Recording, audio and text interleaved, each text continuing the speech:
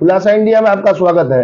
राजनीति की पाठशाला और राजनीति करे में हम आपको आज चौथे चरण का जहां मतदान होना है उस सीट के बारे में बताएंगे। उत्तर प्रदेश में 80 सीटों पे मतदान होने हैं, जिसमें 3 चरणों में मतदान हो चुके हैं। 8-8 चरण दूसरा पहला का था और तीसरे चरण में 10 सीट थी। अब चौथे चरण में 13 सीट है। जिन 13 सीटों पर मतदान होना है उसमें हम आपको आज एक सीट लोकसभा की ऐसी बताते हैं जो 2008 के परिसीमन के बाद 2009 में उसका अस्तित्व में आया। वो सीट है अकबरपुर। ये अकबरपुर जो लोकसभा सीट बनी 2008 के परिसीमन में, 2009 में यहाँ पहला चुनाव हुआ। वो सीट जो है कानपुर देहात जो है वहां से पहले उस नाम से जानी जाती थी, बिठूर संसदीय सीट के नाम से जानी जाती थी।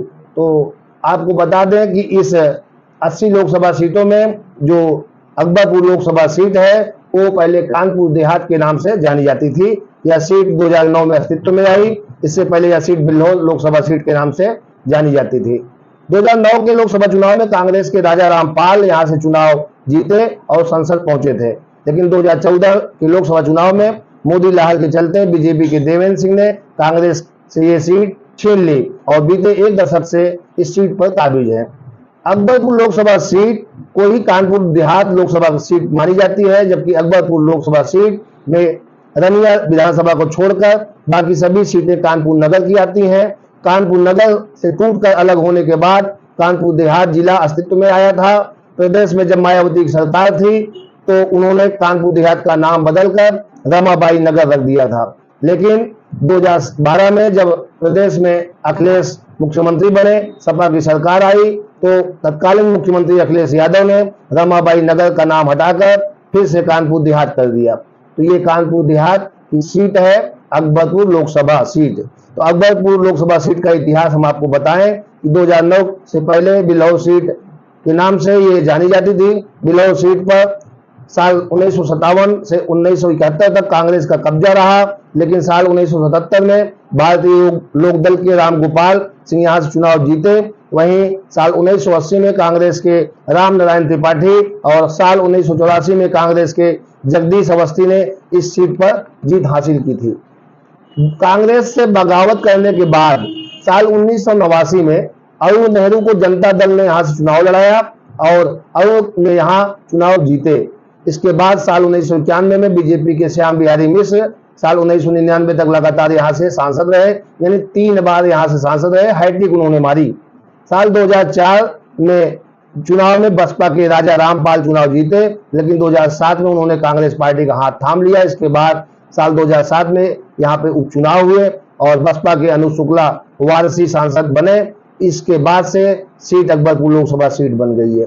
अकबरपुर लोकसभा सीट के तहत कुल 5 विधानसभा सीटें हैं, जो अकबरपुर, रानिया, बिठूर, कल्याणपुर, महाराजापुर और घाटमपुर विधानसभा सीटें शामिल हैं। ये 5 विधानसभा सीटें मिलाकर अकबरपुर लोकसभा सीट का गठन किया गया। 5 सीटें कानपुर देहात जिले में आती हैं, जिसमें से घाटमपुर सीट अनुसूचित जाति के लिए आरक्षित है। मौजूदा समय में 5 सीटों पर बीजेपी का कब्जा है। 2022 में यहाँ पे चुनाव हुआ था तो 5 सीट बीजेपी जीती थी।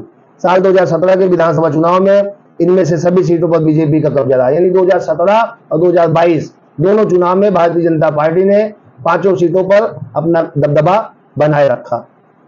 सपा बसपा ने बीजेपी को टक्कर तो दी, लेकिन कहीं भी जीत हासिल नहीं कर सके।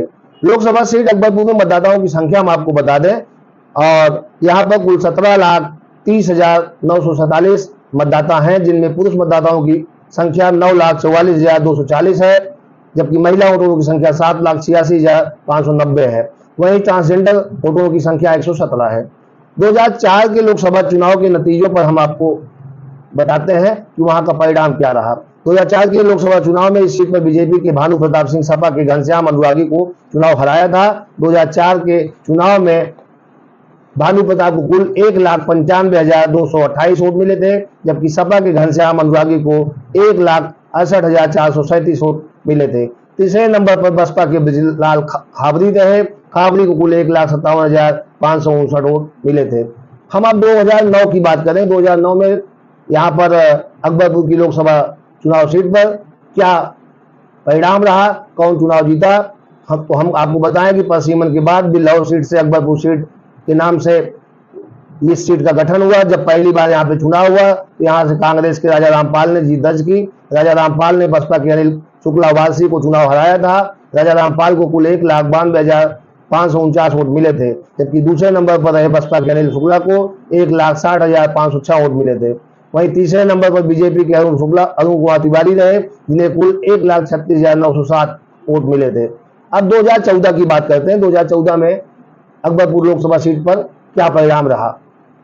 2014 में बीजेपी के देवेंद्र सिंह ने बसपा के अनिल शुक्लवासी को हराया था। देवेंद्र सिंह को कुल 4,81,584 वोट मिले थे, जबकि बसपा के अनिल शुक्लवासी को कुल 2,02,587 वोट मिले थे।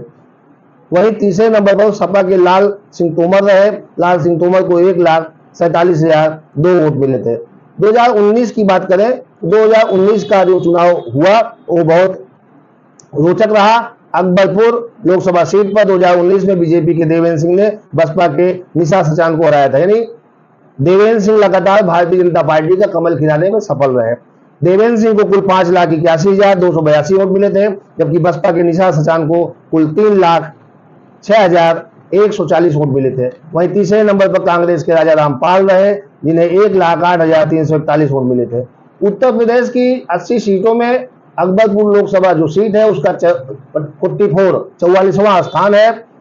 और अकबरपुर लोकसभा सीट 2008 में हमने बताया परसिमन हुआ था, तो ये सीट अस्तित्व में आई। 2009 के लोकसभा चुनाव में यहाँ ये सीट गणना में आई। इसके पहले ये क्षेत्र बिल्हौर लोकसभा के नाम से जाना जाता था। बात अगर सीट पर जाति समीकरण करें तो यहाँ इस क्षेत्र में हर बिरादरी के वोटर रहते हैं। सामान्य, ओबीसी, अल्पसंख्यक, एससी मतदाताओं की भूमिका अहम मानी जाती है। ये मतदाता लोकसभा चुनाव में प्रत्याशी और पार्टी के लिए सबसे बड़ा केंद्र रहता है, इसलिए ज्यादातर पार्टी ओबीसी और एससी मतदाता पर अपना ध्यान लगाती है। वहीं अब बात 2024 के लोकसभा चुनाव की करें तो इस बार बीजेपी ने फिर से देवेंद्र सिंह पर भरोसा जताया, जबकि सपा ने राजा रामपाल को मैदान में उतारा। वहीं बसपा से राजेश द्विवेदी चुनाव मैदान में है। तो लगातार आपको हमने जैसे बताया कि भारतीय जनता पार्टी देवेंद्र सिंह पर भरोसा जताती रही और अकबरपुर से उनको अपना उम्मीदवार बनाती रही। और वहीं से राजा रामपाल की बात करें तो वो भी लगातार चुनाव लड़ते रहे। इस तरीके से सपा और कांग्रेस का इस चुनाव में गठबंधन है। पिछले चुनाव की बात करें 2019 में तो बसपा, रालोद और सपा का गठबंधन था। इस बार बसपा अकेले चुनाव लड़ रही है। देखना ये होगा कि इस बार देवेंद्र सिंह चुनाव जीतते हैं और भाजपा का कमल खिलाने में सफल रहते हैं कि नहीं। ये तो 13 मई को जब चौथा चरण का मतदान होगा तभी तय होगा और नतीजा 4 जून को आएगा। स्थिति तभी क्लियर होगी कि इस बार देवेंद्र सिंह कमल खिला पाते हैं अथवा बसपा या सपा में से कोई चुनाव जीतता है। धन्यवाद।